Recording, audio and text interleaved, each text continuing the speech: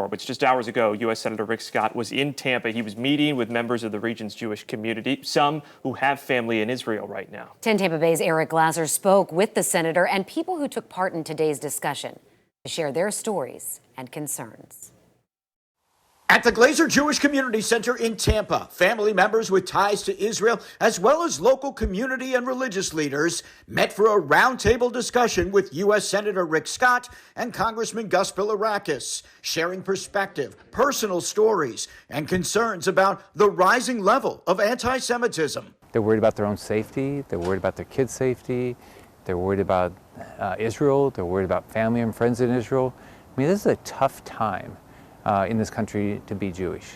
Among those attending, USF President Rhea Law, who has seen protests on the university's campus, and members of St. Petersburg's Florida Holocaust Museum, which has been working to combat increasing acts of anti-Semitism. And we talked again about real and tangible things that can be done. Michael Eagle is not only the Florida Holocaust Museum's board chairman, he's got family in Israel, one of several who shared personal stories of concern, both there and here. Safety has become a real issue here.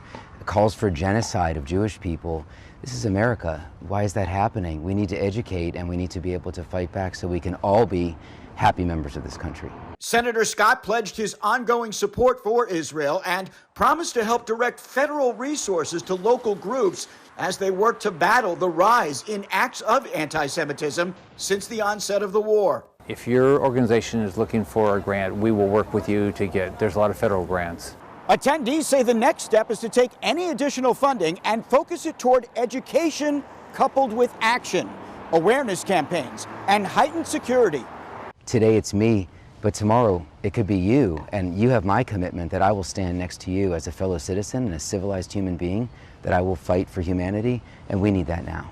In Tampa, Eric Glasser, 10 Tampa Bay. According to the Anti-Defamation League, in the 4 weeks after the October 7th attack on Israel by Hamas, the number of reported anti-Israel and anti-Semitic incidents in the U.S. increased nearly 400%. And to be clear, the organization does include pro-Palestinian rallies and protests in that number. Islamophobic incidents have also gone up 216% during that same period.